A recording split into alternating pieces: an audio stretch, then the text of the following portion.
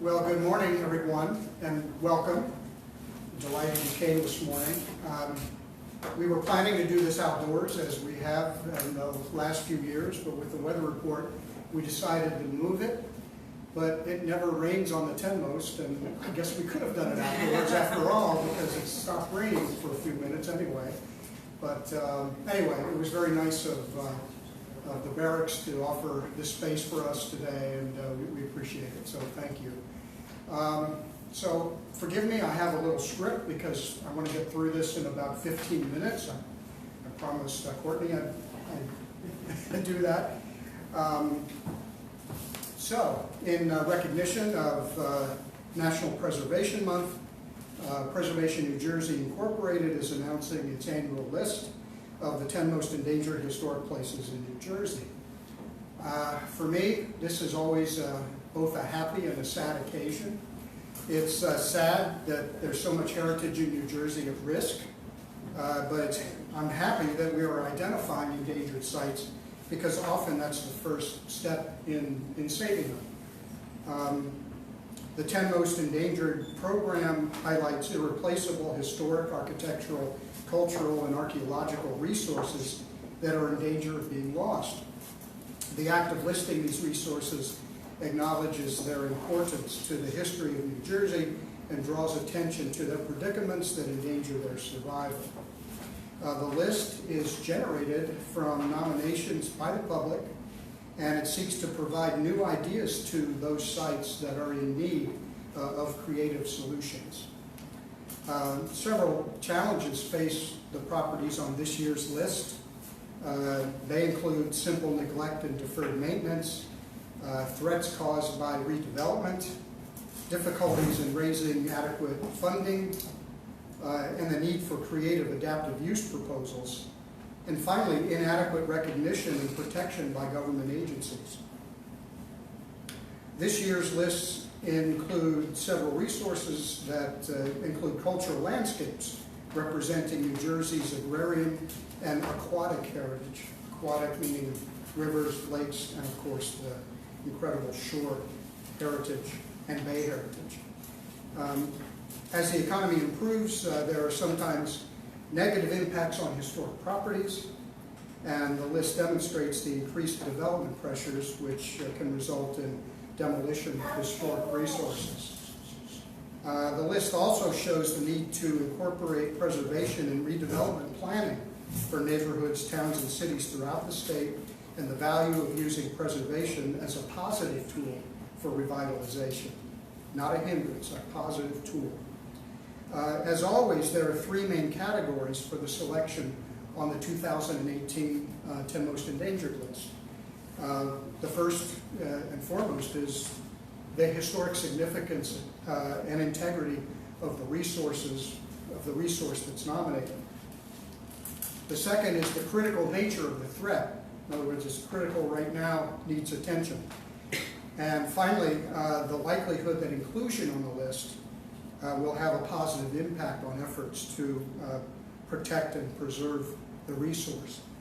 There are other considerations that we talk about in the meetings, have to do with geographic diversity, trying to get all of the counties and in New Jersey represented in some way, and also the diversity of resources, which is remarkable, from sculpture to historic houses, to churches, to public buildings, and you'll see today a ship, in fact, and we've had them on the list before. So as we announced this year's list, we're encouraged by the recent opening of the Van Wegenen Apple Tree House in Jersey City, which was included on our list in 1998. City officials and advocates worked tirelessly to raise the funds necessary to restore the city's oldest surviving structure in an appropriate manner, and that earned them the Historic Preservation Award from PMJ in the fall of 2017. Now the Apple Tree House is home for the city's Cultural Affairs program and Economic Development Office. It offers arts, heritage, and other programming for residents and visitors. Although P&J's 10 Most Endangered Properties list is published once a year, the fight for preservation of our resources is ongoing. The news of the apple tree house is evidence that bringing awareness of such threats can bring about creative solutions. So on to the announcement of the 10 Most Endangered for 2018.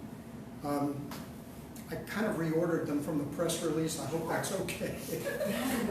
I thought that I'd start from the general to the specific. And so the first 10 Most Endangered is a statewide resource, although it happens to be more regional than the entire state, and we can get into that if you want. But the first listing is patterned brickwork houses statewide.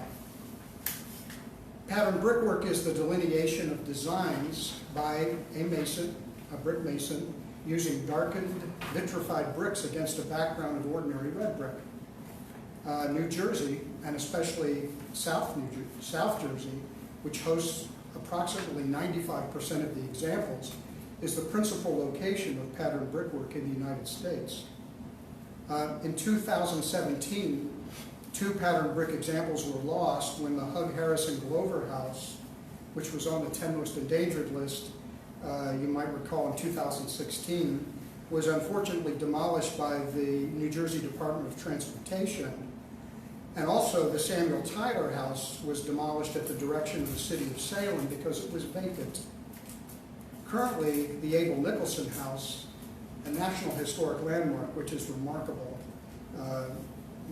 state of preservation, in Lower Alloways Creek, Salem County, is threatened by rising water levels and by a lack of funding for maintenance. There's no overt opposition to the preservation of patterned brickwork buildings. The threat is lack of appreciation and lack of funding. So P&J believes that education to promote awareness of the significance of patterned brickwork will allow threatened buildings to be recognized and threats to be mitigated, we hope, before more examples are lost. They're very rare. So that's number one. Number two, lack of funding for historic religious buildings. Right now, that's a Morris County hot issue. It potentially is a statewide issue, and it's a very important issue to P&J. Since 1989, grant funds have been available in New Jersey for the preservation and restoration of our historic buildings and structures, including those owned and occupied by religious institutions. Unfortunately, the New Jersey Supreme Court recently ruled to prohibit Morris County's Historic Preservation Trust Fund program from funding historic buildings owned by religious organizations. The ruling has the potential to have a cascading effect on historic preservation programs statewide, putting many of our most valued resources, landmark buildings, at risk. Earlier this month, the Morris County freeholders authorized the Beckett Fund for Religious Liberty to file an appeal to the U.S. Supreme Court to overturn the New Jersey Supreme Court decision. Preservation New Jersey supports the efforts of Morris County to continue to fight for a valued and worthy historic preservation grant program that benefits all residents of New Jersey. That's number two. Number three, the Captain William Tyson House, Township of Rochelle Park, Bergen County. Is it Rochelle?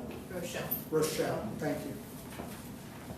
The Captain William Tyson House is a boldly detailed Italianate home that was built about 1863 to 64 and is one of the most elaborate of Bergen County's few remaining Italianate houses. The house was purchased by the township in 2015. Repairs were made and the building was issued a certificate of eligibility for listing on the National Register of Historic Places. Since that time, the Township Committee has changed composition. The current majority wants to sell or tear down the structure. The Rochelle Park Historical Society, who has been assisting with the upkeep and has interest in offering public programs at the house, is attempting to forestall either of these actions by the Township Committee. We encourage the Township and the Historical Society to come together on a preservation plan for the building. Number 4, Hogan Farm, West Hampton Township, Burlington County. South Jersey's Virtua Health System recently purchased the 110-acre Hogan Farm to build a new $1 billion medical campus, which of course is a wonderful thing, but it will replace the nearby aging Mount Holly Hospital. The farmhouse on the Hogan property was built about 1830, and according to the State Preservation Office, it provides a, quote, well-preserved example of a 19th century agricultural complex with its complement of farm buildings, cultivated fields, and pasture lands, unquote. The farmhouse itself is a minimally altered example of an early 19th century architecture with late Georgian and federal influences. Unfortunately, hospital representatives have stated in public hearings that they plan to demolish the historic structures on the property to make way for several medical buildings that will make up the new campus. P&J strongly urges Virtua to reconsider its stated plans and to find a way to appropriately incorporate these historic buildings into its plans for the medical campus. Number 5, halfway there, Homestead Farm at Oak Ridge. This is near and dear to me. We did a preservation plan for this building several years ago. Township of Clark, Union County, and the Township of Edison, Middlesex County. The Homestead Farm at Oak Ridge was first established circa 1720 to 1740 and is made up of 208 acres of open space and a farmhouse, both of which remain. The outbuildings were removed over the years as the farmstead was converted to an 18-hole golf course. Since 2009, the farmhouse has been closed and is underutilized, while the former golf course serves as a regional park for passive recreation. Union County is now planning to construct a track with multi-use athletic facilities in the park, potentially disrupting the unique 5-mile vista to the Watchung Mountains, as seen from the back porch of the farmhouse. P&J encourages Union County to find a more viable site for its fields that would not have a negative impact on either the historic vista or cultural heritage. Number 6, the lightship Barnegat, City of Camden, Camden County. This is a 668-ton steam-propelled lightship, which was designed and built by the New York Shipbuilding Company that was located in Camden, New Jersey in 1904, and it was used as a beacon to warn commercial ships along the New Jersey coast of shallow water and shoals in order to avoid strandings or sinkings.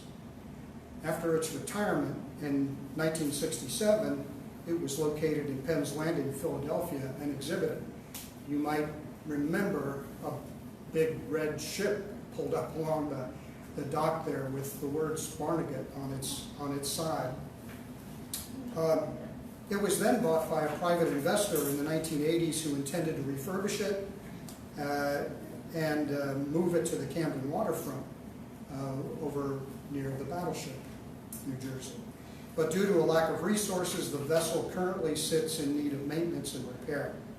P&J recommends that the owner proceed with retaining a preservation architect, maritime engineering team to prepare a preservation plan for the ship and make use of the lessons learned about fundraising and programming from other saved and rehabilitated lightships. And there are several, like the lightship Nantucket, which is still plying the waters of Massachusetts Bay, and the lightship Overfalls in Delaware, just a little to the south. Number 7, St. Lucy's Roman Catholic Church Complex, City of Jersey City, Hudson County. St. Lucy's Parish was established in 1884 in New Jersey City's Horseshoe section, served poor Irish immigrants who flocked to the area around the turn of the 20th century. The complex includes a school, church, rectory of Italianate and Romanesque revival elements. The church and the rectory have been long vacant, while the school currently serves the community as a homeless shelter. Since the church's closing in the 1980s, encroaching development has been a constant threat to the complex. as developers look to build commercial and residential projects in a very hot commercial area, Jersey City's walkable downtown. In addition, the city is in talks with the Archdiocese to replace the homeless shelter at St. Lucy's with a new modern facility across the street, which would unfortunately leave the only currently occupied building in the complex without a use. So P&J recommends that the city of Jersey City investigate ways to protect St. Lucy's Roman Catholic complex, and that the Archdiocese of Newark find an interested partner to assist them in forming a vision for the next chapter of St. Lucy's history. Number 8, First National Bank of Woodstown, Borough of Woodstown, Salem County.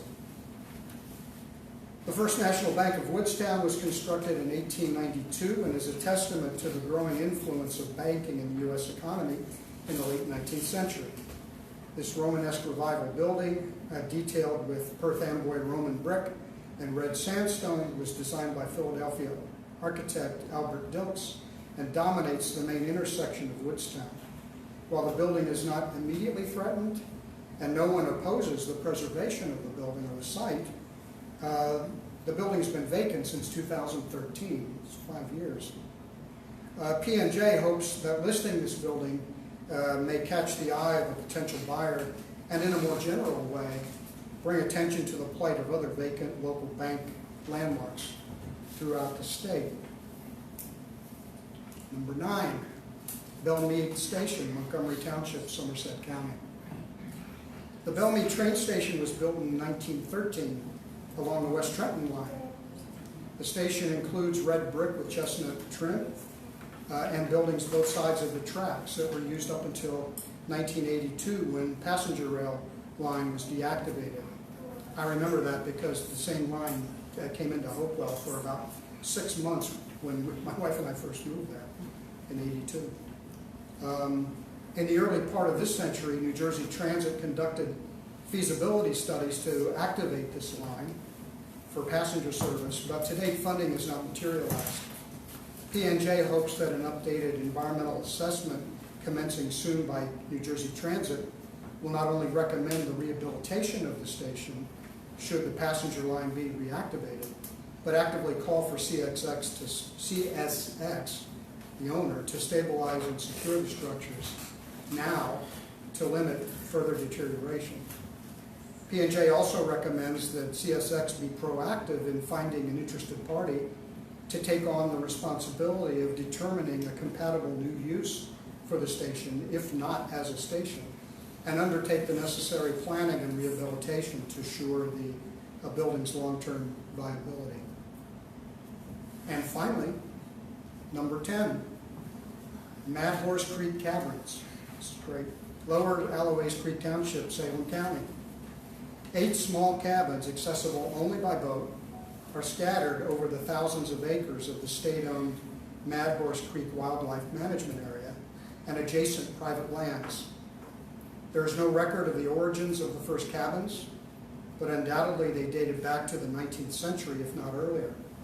Shelters for watermen caught in a storm or wanting to stay close to the source of their livelihood would have been necessary wherever fishing, trapping, or hunting were a way of life.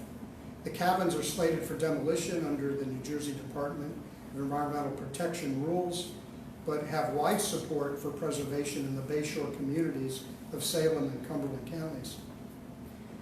The DEP policy of demolishing buildings on land it acquires for open space preservation is really not in line with New Jersey's cultural landscapes and vernacular structures, which are often seen on the properties that it acquires. P&J urges DEP to revise its demolition order, actually not revise it, reverse it, and work with the cabin's owners to arrive at an acceptable compromise for their preservation. So that is the 10 most list for 2018, and I understand we have some representatives of a few of the sites here today. I'd like to invite them to come up to speak briefly one at a time. For the Hogan Farm, I believe we have John Anderson here. Yep. I brought my official farm here. Morning, John John. Anderson, my pleasure. Good to meet you. My name is John Anderson. I live in West Hampton Township. I got involved in the Hogan Farm issue probably 25, 30 years ago. I grew up in the Nature Center, Grand Cook's Nature Center, which is directly downstream from the feeder streams for the Hogan Farm site. And I've now jumped across, and I now live on the farm, the Fernwood Spring Farm, which abuts the Hogan Farm site. And that area had basically was the last remnants of the Great Meadows from 1613, which is documented. So it's this big, huge agriculture area. Bellman County made it an agricultural development area.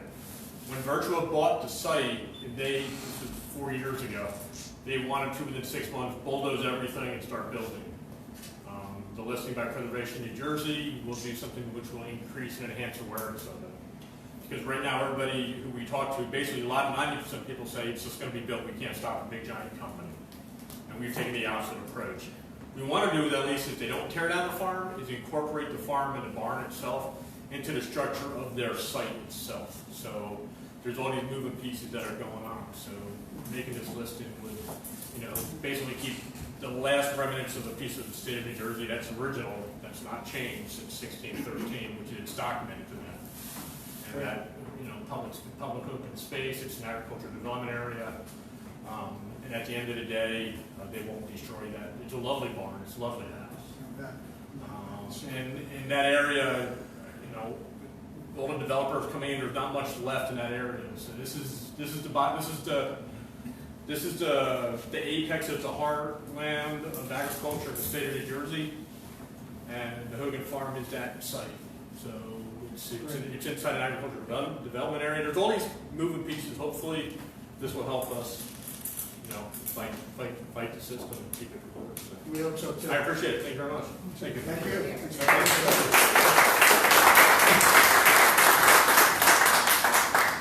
From Mad Horse Creek Cabins, we have Chuck Lieber here.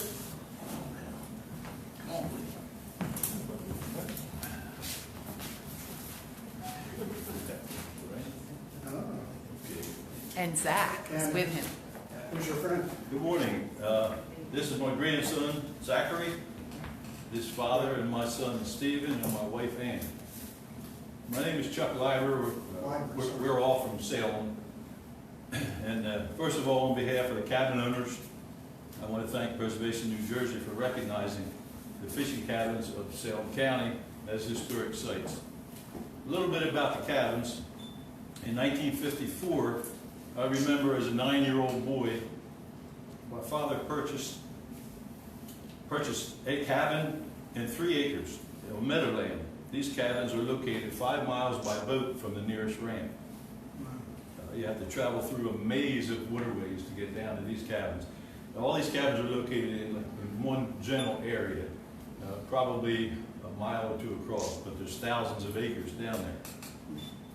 There were 17 cabins in this general area when my father bought this property in 1954. It is documented that our cabin, or our property, had a cabin on it dating back to the turn of the century, when there were dozens of cabins, both floating and stationary. They were used for sturgeon fishing, shad fishing, hunting, and trapping in this area. They are called the cabins of Mad Horse Creek Wildlife Management Area, but in reality, most of these cabins existed some 30 years before the Wildlife Management Area was even designated. Our cabin was actually built, the second cabin was built. The first one burned down in 1958. The second cabin was built 3 years before DEP was even formed. These cabins are used year-round. They are kept unlocked.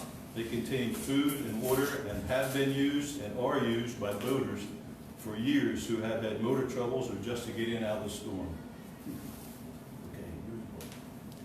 In this excellent book, Fond Recollections, by David Fogg and the Lower Alloway Creek Historical Society, the first 3 chapters are specifically about trapping, fishing, hunting, and the cabins of Lower Alloway Creek Township, Salem County, and their history of use. There are resolutions in support of these cabins from Salem County freeholders, Salem County Historical Society, the Lower Alloway Creek Township Historical Society, and the Salem County Townships of Lower Alloway Creek, Alloway, and Pittsburgh. There are but 7 cabins left today, and they are endangered. In March of 2017, under the previous administration, New Jersey Department of Environmental Protection realized these cabins existed. Just then, just last year. They started demolition procedures on 4 that are on state-acquired land that the U.S. Army Corps of Engineers gave to the state or sold to the state in 1985 and 2001. And they required CAFRA building permits for 4 other cabins which are on private deeded land, one of which my father purchased. Most of these cabins have been in place over 50 years. These actions were recently put on hold by the new DEP Commissioner, Catherine McCabe, and on April 19th, Mrs. McCabe, accompanied by Senator Sweeney, Assemblyman Berzicelli, Salem County freeholders Hassler and DeCastro, actually visited these cabins, and Mrs. McCabe is currently reviewing these actions.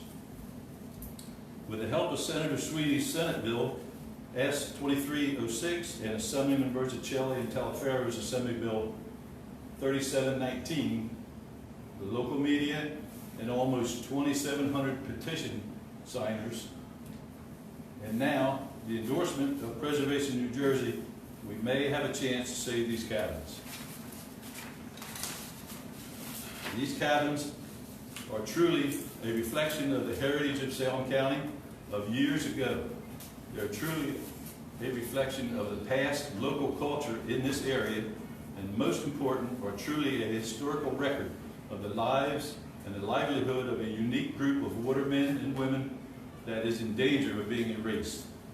Again, on behalf of cabin owners, all the cabin owners, they say 8, well actually 7 now because one packed up and moved. It was a floating cabin and they moved out of the county. Maybe they'll come back. Well, he may come back if it's improved. On behalf of the owners of the other cabins that are there, we want to thank you all for your recognition and for this opportunity.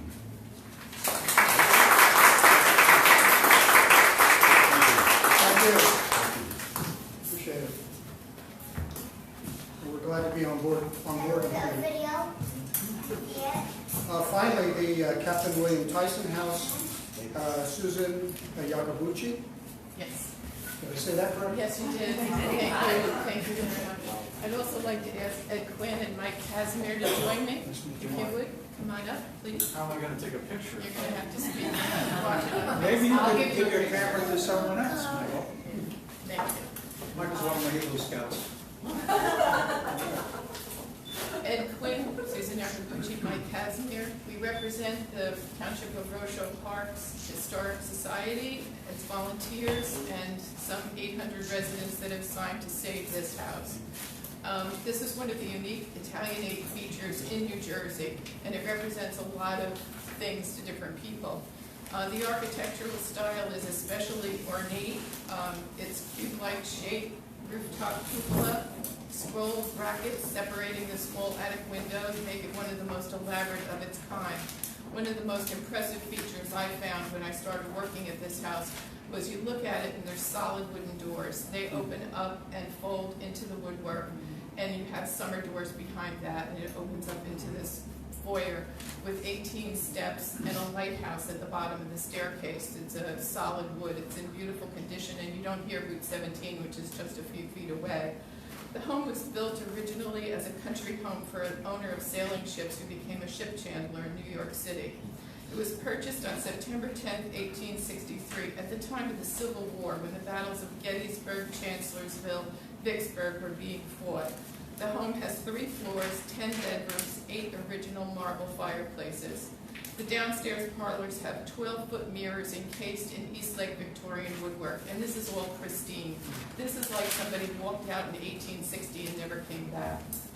The gas fixtures are still in place in several of the rooms. It's magnificent. It represents New Jersey's transition from the mid-19th century, when its farmland became attractive to wealthy New York City merchants and businessmen wishing to escape the city built large estates for their families. Interesting enough, the house was later owned by Edward Easton, president of Columbia Phonograph. It turned then over to the Stein family, and there's a huge black safe underneath the stairs that says Louis Stein, so they just didn't know how to move that thing out of there. They couldn't get it out. Finally, it went to the Henry Shebb family, who owned it for 63 years, and that's when the Township of Rochelle Park purchased the home.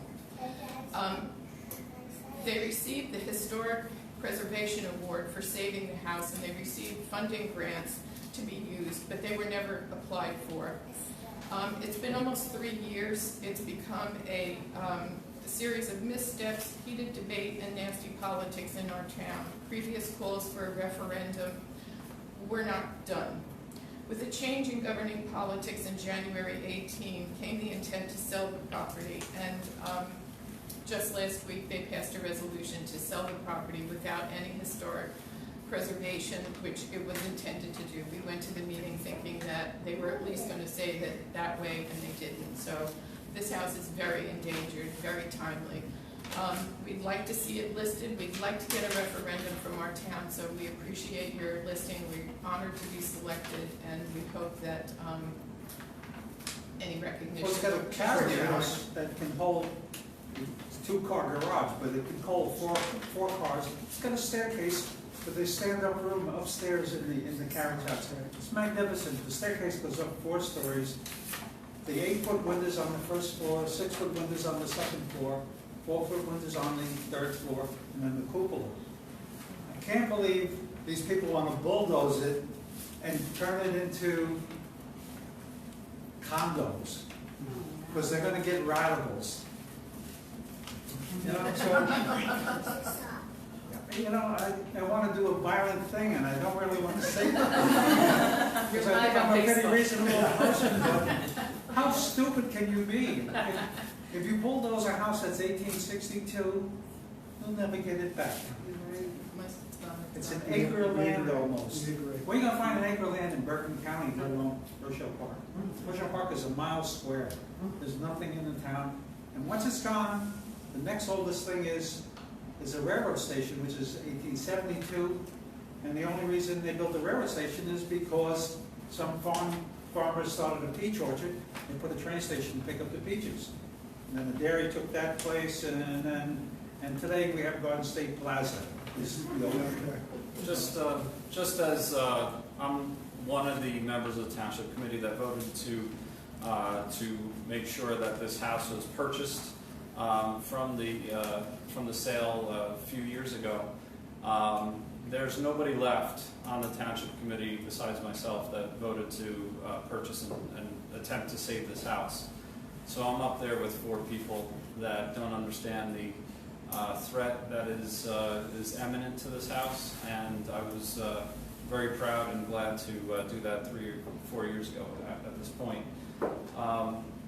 We're hoping that with getting that referendum up there, we can make sure that we can at least hold off until we hear from the public and make sure that this new leadership in town is actually doing the will of the people. So if it fails, then so be it. But I think we have a pretty good chance of making sure it gets saved.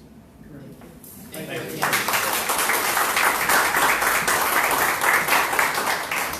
So for those of you who don't know me, I'm Courtney Mercer. I'm the Director of Preservation New Jersey. I want to thank all of you who attended this announcement, as well as those of you live on Facebook viewing us.